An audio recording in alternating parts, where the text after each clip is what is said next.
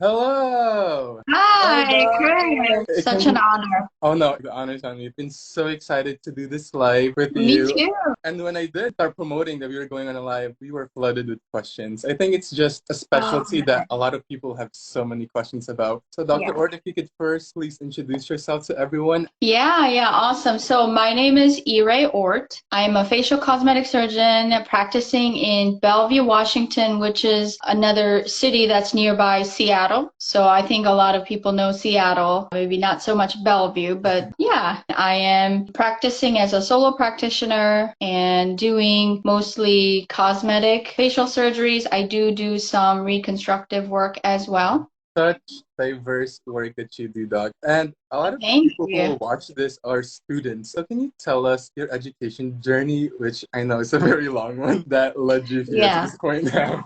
Yeah. So my education is long. I have sort of a non-traditional, I guess, route to where I ended up now. I started out with a dental degree, DDS, at the Ohio State University, the Ohio State Yeah.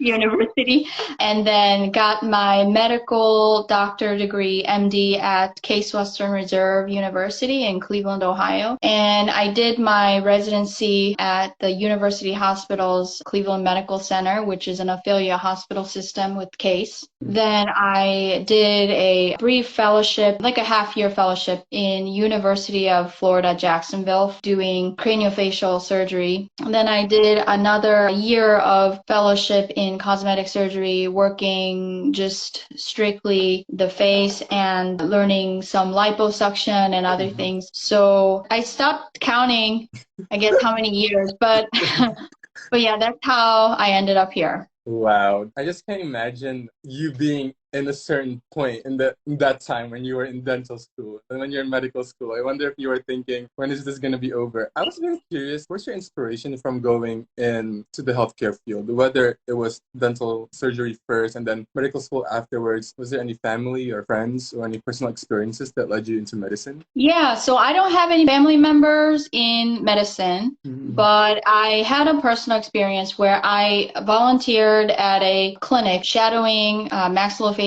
surgeon. And the one event that really triggered me to really make that step into applying is watching an orthognathic surgery. And what an orthognathic surgery is, for those of you who are watching who are not familiar with what that is essentially a jaw surgery. If a person has a huge discrepancy in their bite, like a big overbite or underbite, or their maxilla, the top jaw, and the mandible, the bottom jaw, are not aligning well, and that could really impact their function as well as the form of their face and their profile. So orthognathic surgery is to correct those jaw alignments to be more in harmony. So I saw that surgery and I just fell in love with what an impactful difference it made just immediately in the person's function and the outlook, self-confidence, outlook about themselves and about others, and just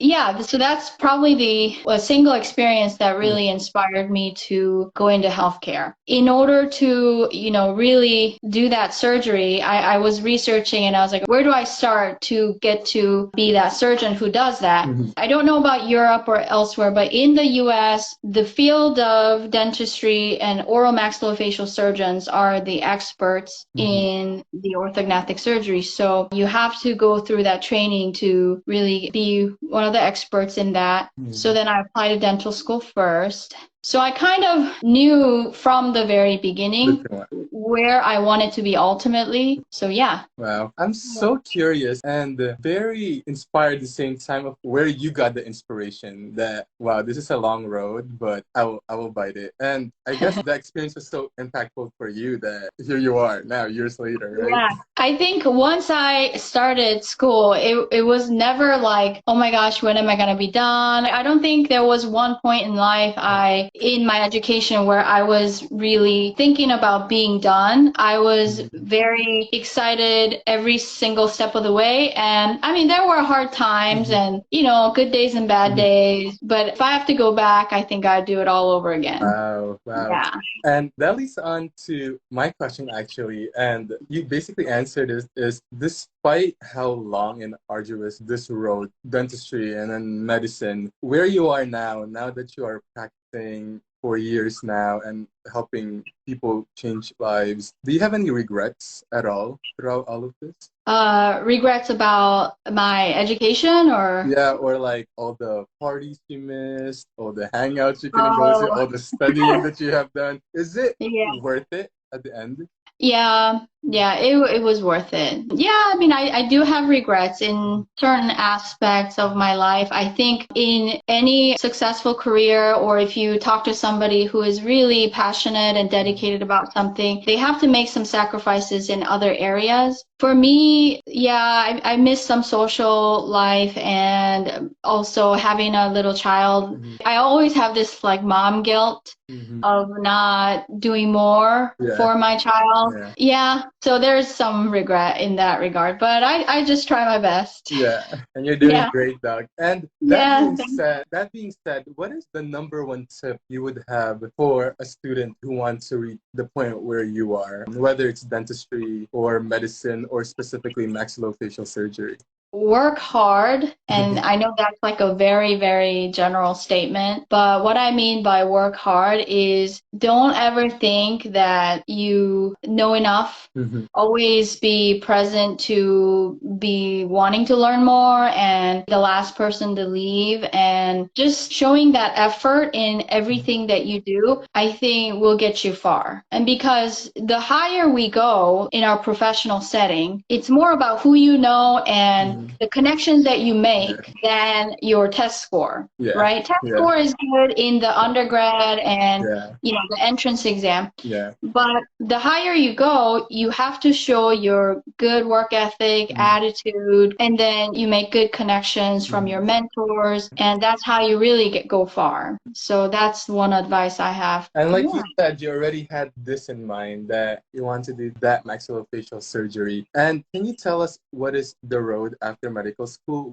Is there a specific specialty for those who don't know, and how long is the residency and the fellowships afterward? I think there are different pathways. So for me, the residency was in oral maxillofacial surgery, and medical school was part of that in the beginning part of that residency. And then I just went straight into residency. So there was not a high stress of matching or, reapplying and everything. It was just part of that track that I was in. And then after that, people are given choices to either go into practice or they can do further training. Some of the subspecialty trainings in my field is they can choose to go into head and neck surgery, whether it's oncology, ablative or reconstructive head and neck work. They can go and do cosmetic surgery. They can go into craniofacial surgery, and they can specialize also in TMJ reconstructions. And then I think there's also like extensive facial trauma. If you want to focus more in trauma, you can go into that. Got it. And can you tell people what you specialize in your clinic? Yeah, so I specifically specialize in cosmetic and reconstructive surgeries of the face. I'd say my practice is 90% cosmetic and 10% reconstructive. And cosmetic surgeries can involve anywhere from eyelid surgery, eyelid rejuvenation, rhinoplasties, which can be both cosmetic and functional. And then face and neck lifts, brow lift, forehead contouring as part of facial feminization surgery, and jawline surgery. So the jaw surgeries can involve the functional correction, the orthognathic surgery, as I mentioned earlier, as well as the external contouring. So if somebody has a very square, bony jaw, I can change the shape of that by contouring the bone. And genioplasty is another big part of my practice. And, of course, fillers and Botox. Well, very extensive. And it's just so fulfilling to hear that you reached the point, really, that surgery that made an impact on you, that made you go into medicine, and finally you're doing it yourself. That is amazing. That is so inspiring. And Doc, you have mentioned that most of your procedures or surgeries are cosmetic and the 10% is reconstructive. And this leads us on to, I would say, the controversial aspect of our talk tonight. So Yeah. when I started promoting our live, a big chunk of the questions were so-called the ethics of cosmetic surgery, of plastic surgery. A big question that people were asking that I also asked myself too is, when it comes to cosmetic surgery, is there a line of delineation between vanity and medicine? Do you think it threatens the idea of self-love? Knowing that in your tags you say true beauty, is there a gray area within these two lines or no? Yeah, there is a gray line. So if I can just rephrase your question. So are you asking, is plastic surgery, cosmetic surgery considered all vain? Yeah, I think that's what a lot of people wanted to know too, is cosmetics just pure vanity? Yeah, I get that question. No, I don't think so. I mean, there is a fundamental difference in the definition of cosmetic surgery and plastic surgery. So plastic surgery would be more like reconstructive change. So it would be correcting the form and function of something, whereas cosmetic surgery is improving the form. So in that sense, how much improvement can we consider necessary, and, how much of it is there vain? And that is a gray area. Improvement in form comes in a variety of ways, whether it's doing a minor tweak or doing a major surgery. It's different for everybody. And I don't think it's in anybody's position to label somebody or somebody else's situation for doing something, because everybody's story is different. Everybody's reason for doing what they're doing is different. And I try to really understand that aspect when I do consultations with people, because vanity is so subjective. I feel like somebody else can call it vain, but that person who's actually doing it may have been bothered so long by something, like their insecurity about their nose or their double chin, or they were teased at school. So in somebody else's eyes, wanting to fix that may look like a vain activity, but to that person, it could mean so much. In this society where I feel like so much of what we think and how we view ourselves is impacted by the external aspect from the media and from Social family media friends. too, yeah. I think there's a point where, you could say you're just doing way too much. Really, there is such thing as body dysmorphia, and that is a real condition. But aside from that, that's a whole different topic, I think. But it just talking in terms of, is cosmetic surgery vain? I don't think so. It's mainly just how the person views it, and if it can change, if you're going to feel better about yourself by making that change, I don't see anything wrong with wanting to do cosmetic surgery. And if by doing so, then you're going to gain more self-confidence and you're going to feel better about yourself, and that will project onto others too. You're going to be a more positive and more confident person to be able to perform your work well, perform your job well, and treat others well. So I think everything's sort of relative in that aspect. That was amazing. And I'm smiling so much because, this is why I actually love doing these lives, is trying to break down things that's either misinformed or out of stigma. And we talked about this before, Doc, that there's so much stigma about people who want to or do get cosmetic or even plastic surgeries done. And it really goes back to the point that, yes, beauty is in the eye of the beholder, but there's so much more than what meets the eye, right? Like you said, someone probably was bullied in school. There's a whole psychosocial aspect of your field, right, that most people don't know about or chooses not to see, right? And I actually want to delve more into that. What are those specific procedures do you think that really is rooted in the whole psyche of a person? We talked about like facial feminization, right, and other reconstructive surgeries. Can you give us examples of those procedures where you feel, I would say, the most fulfilled? Yeah, those fulfilling gratifying surgeries in terms of the outlook, the cosmesis, as well as psychosocial aspect would be facial feminization. And that can include a wide array of procedures. It could do frontal bone recontouring, brow bone shaving, and that's one, and then rhinoplasty and jawline surgery. So because my trans patients are going through transition and they view themselves in a certain identity, and when the society,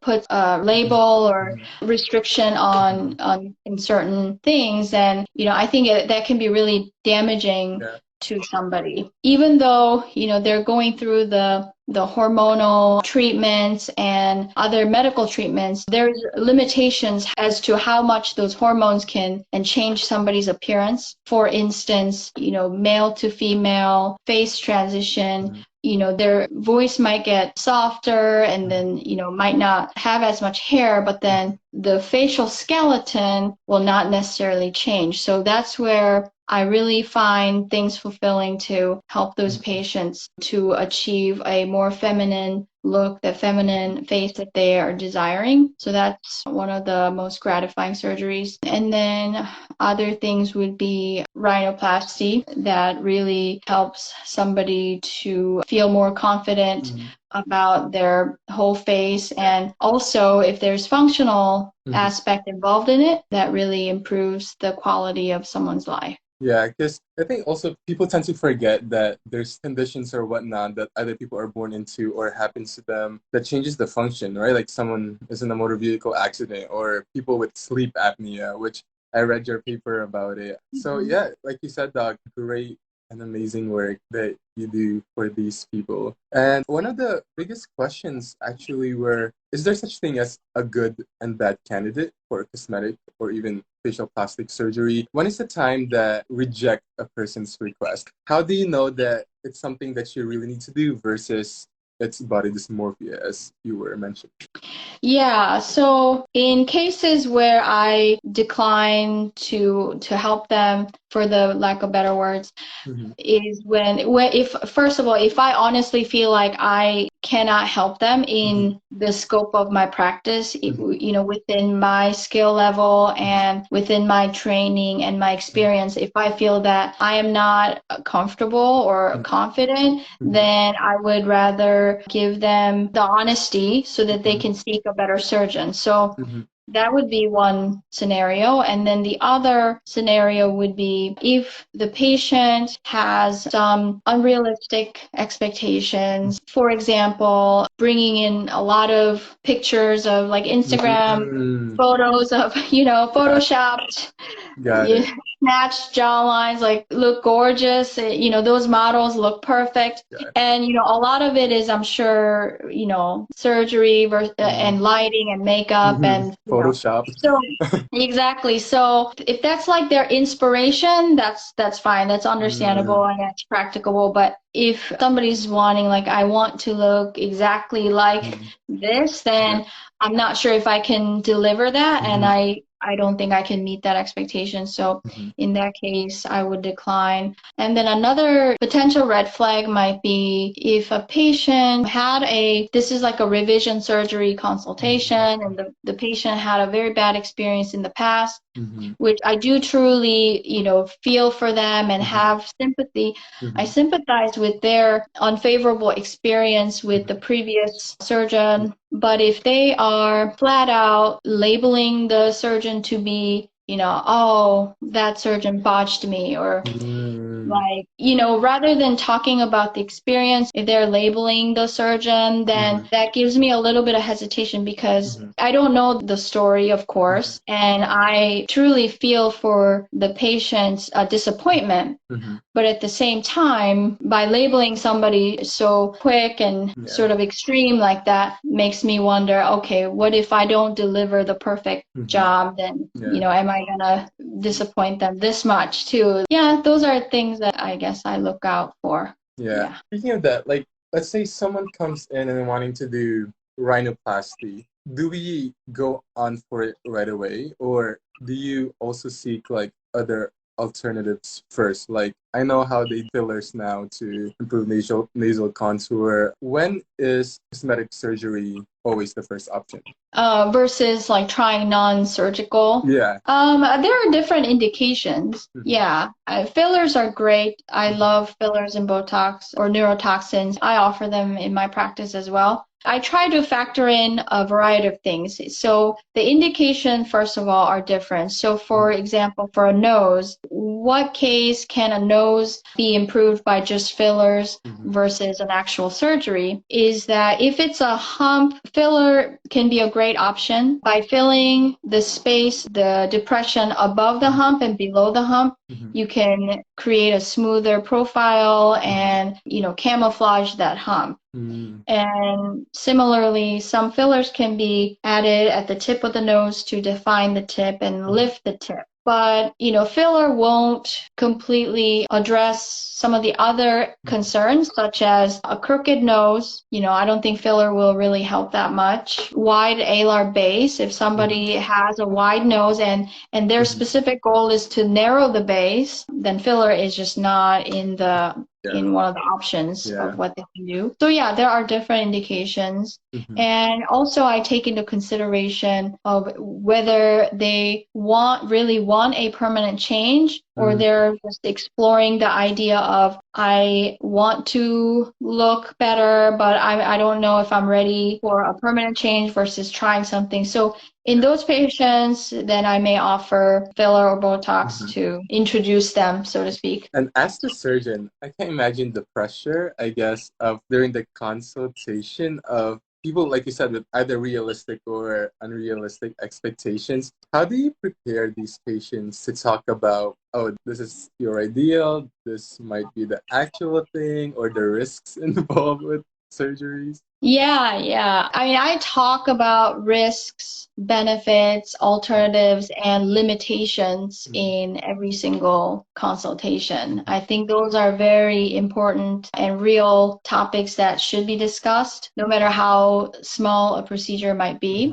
And the way I approach in explaining to patients is just being very frank about what I can deliver and what the limitations are and what the risks are. I mean, risks may sound scary, and I also follow up by saying, some of the common risks might be these, and some of the extremely rare risks are these. I don't think it's likely that you will experience that, but, the risk is not zero. So just, I don't want you to have any surprises. So I want you to know about them. So that's how I lay things out for them. And I think some patients might feel overwhelmed, but some patients really appreciate all that information so they can make an informed decision about what they're about to do. Yeah. For sure. We touched upon earlier how fulfilling these procedures can be, not only for the patients, but also for you. A few people were asking if there is one specific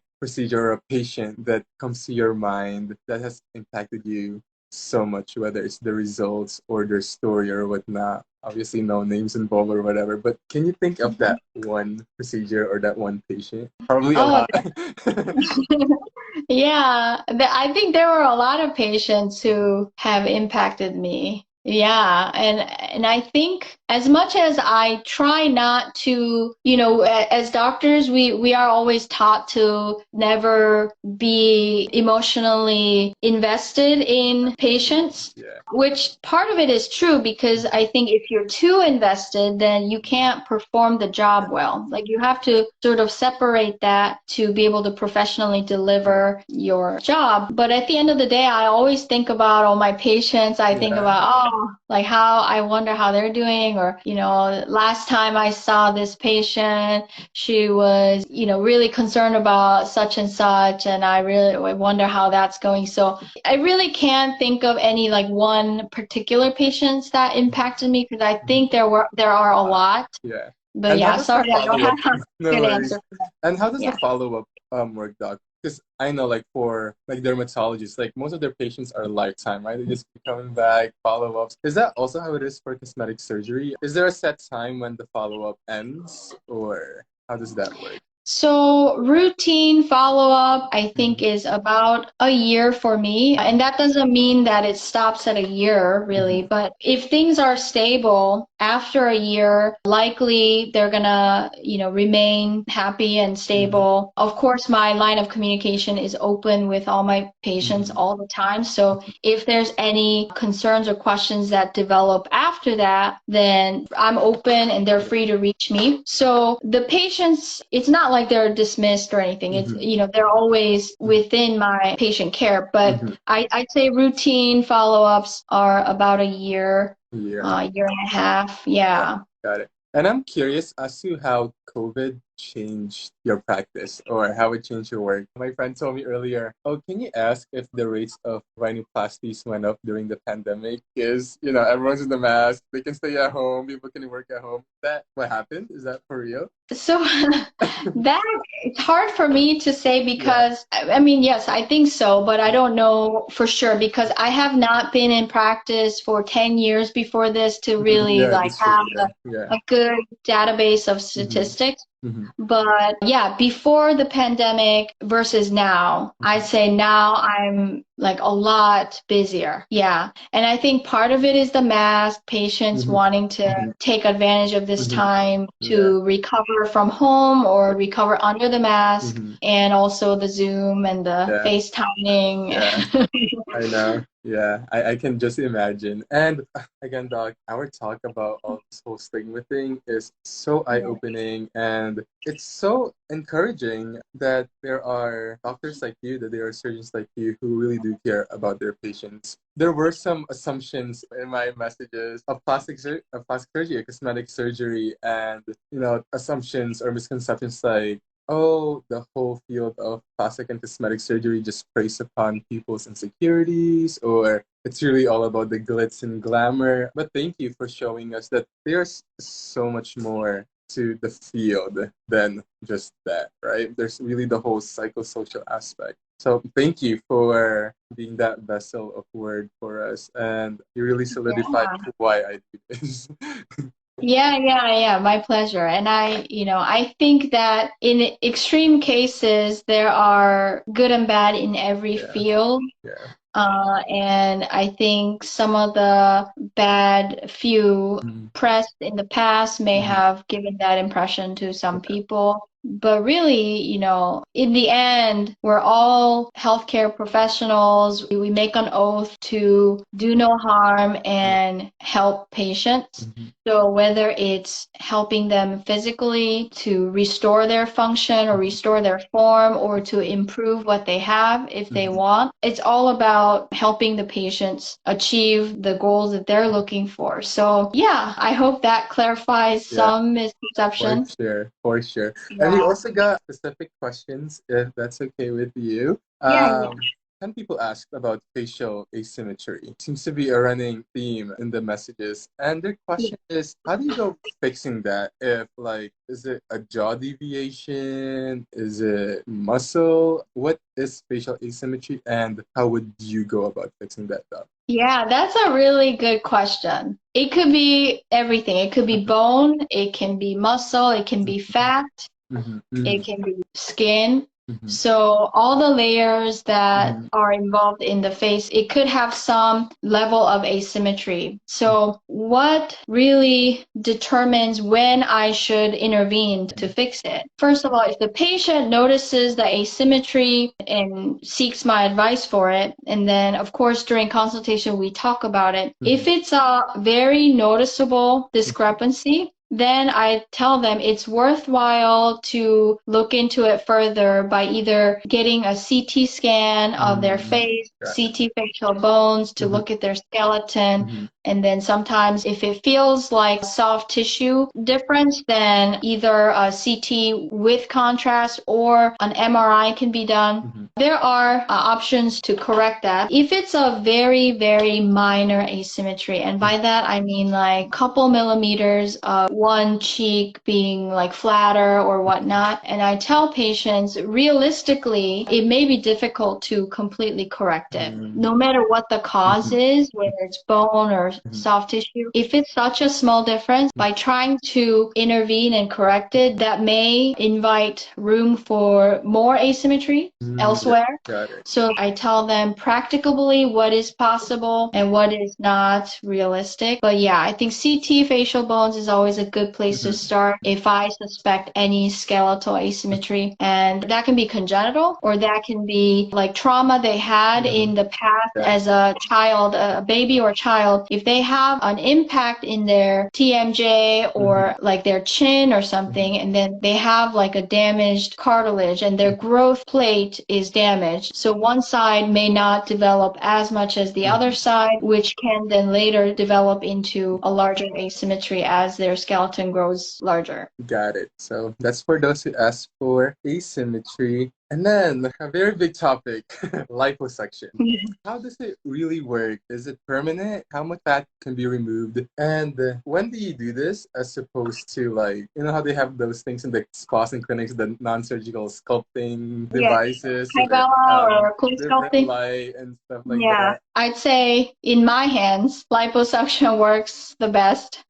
And this may just be my opinion. But the reason I say that is because I have control over where I put the cannula, how I direct the cannula, and where to suck out the fat. Yeah, liposuction, I only perform neck and up. That's my scope of practice. So liposuction in the under the chin area called submentum, and then around the jawline is where I perform liposuction. And how that's done is I use a numbing fluid called tumescent fluid that localizes and numbs this area where I'm going to work. So, and that also sort of frees up the fat cells for the fat cells to safely be liposuction. Also, it constricts the blood vessels around this area so that, you know, we minimize the blood loss during the procedure. So it's a safe procedure. In this area, there's not a ton of volume that can be taken out unless the patient is really heavy to begin with. Typically anywhere from, you know, as little as like 3 to 5 cc's to like 20 to 30 cc's. So after the tumescent fluid is placed, we let the area get numb and the blood vessels to constrict. Then I use a blunt cannula to go in and out and suck out the fat. And the fat cells that are sucked out, those are permanently gone. However,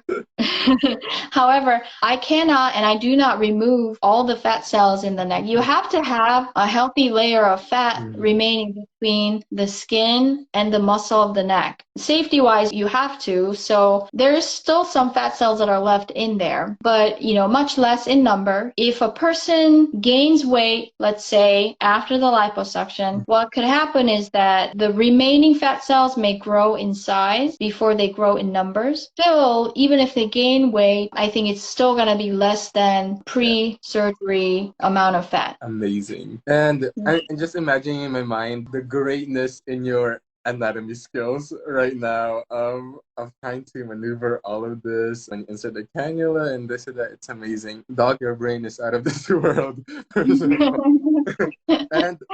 And the last set of questions that people asked specifically were about implants. And I know you do like chin implants, right? Can you tell us how that works, how those are inserted? What is the rate that the body will reject it, given that it is a foreign object, right? And is it for everybody? Yeah, that's a good question. So implants that are applicable to the face area would be chin, as you mentioned, cheeks, forehead eye implant. It's a rare thing, but when I was in Korea doing some training for this, they inserted a lot of forehead implants for patients who were wanting like a rounder forehead to appear more youthful and feminine. So that is a thing. And then implants for the nose. So those are, and jawline implants. So those are some of the common implants for the face. And the way that they are inserted is right above the bone. So under the muscle, but above the bone. It gets placed there, and the way that it is secured is by screws. I like to use screws, but sometimes it can be fixated by just permanent sutures or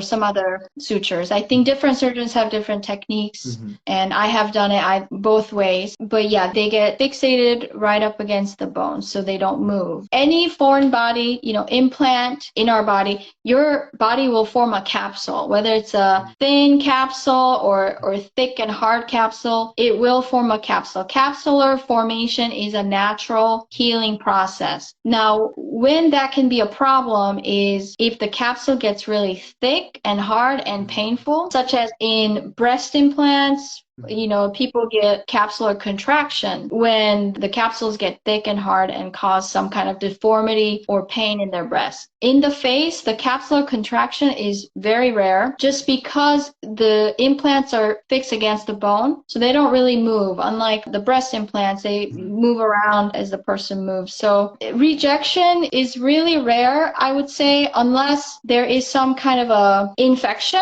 Like if it were to be infected and have pus around it, obviously your body will not like that. There's redness and pain, and then pus might drain. So in that case, it has to be removed. But other than that, I wouldn't call it quote unquote rejection, so to speak. There are other risks though with the implants. It could cause some bone resorption, not all the time, but it can. So sort of long-term follow-up is important for that. And then implant migration is also another risk. I have removed implants from patients who came to see me. Implants placed long time ago elsewhere. The implant was like eroded into the mouth. Somehow the chin implant, which should be down here, sort of worked its way sideways and the edge of it was poking through the gum. So in that case, yeah, we removed it and then let it heal, put them on antibiotics, and then potentially redo the surgery or do something else about it. Wow, that is scary.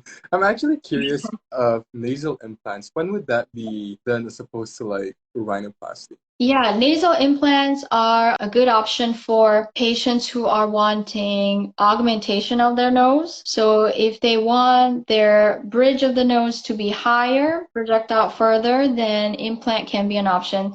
There are other techniques to build a bridge by using natural cartilage, your own cartilage from either your own septum or your rib, but implant is just another option to increase that height if the patient is not necessarily wanting a secondary surgical site to harvest the rib cartilage or something. Yeah. Got it. Wow, that is amazing. I think that's why it's true when they say that medicine is both a science and an art, right? Like the amount of creativity also and meticulous thinking that must be done to do all of these procedures. And all of that being said, dog, all those procedures and all of this works, how do you decompress out of work? I can imagine how stressful it could be also thinking that you are the one taking care of these people's health and their status. How do you decompress from that stress once you get home or maybe even at work? Yeah, decompress.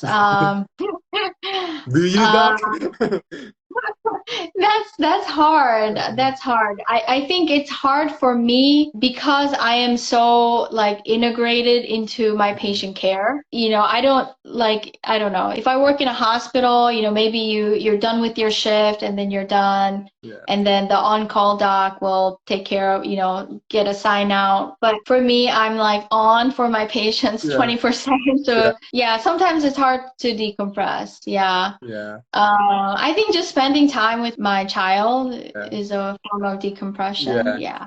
And I wanted to ask about that. How is your schedule as a cosmetic surgeon? Hours in the hospital can be long, also plus the on-calls or whatnot. What is your daily schedule? Do you work like every weekday? Yes, I work pretty much Monday through Friday. I have been working some Saturdays as well because of the demands that I have right now. But typically like 8:30 to 5:30 or 6 are my hours. If it's a surgery day and if it's a long surgery, I go as late as 8 or 9 or 10 until the surgery is done. But yeah, typically things are done by no later than I'd say 8 o'clock. And what Yeah. would be the longest surgery that you'd ever have to perform? It was a combination Oh, surgeries. Yeah, like facelift, upper and lower eyelids, mm, fat grafting to the face, and lip lift. Yeah, like everything. everything. Yeah, I think that was all day. Yeah. Got it. Doc, thank you so much for your time, for sharing your wisdom and your experience. Thank you. Everything. I have learned so much, and I know so many people have learned so much as well. I just want to send my appreciation for everybody joining, and it's the first time I've done a live discussion, so I really didn't know like what to expect, but I think Chris was a phenomenal host and he just made the process so easy. And yeah, and thanks so much for inviting me to have this valuable discussion with you. Yeah, I'm Thank you so super honored Honor. and The honor is mine, Doc. take Thank you. care, Have Chris. a good night. Bye. Thank you.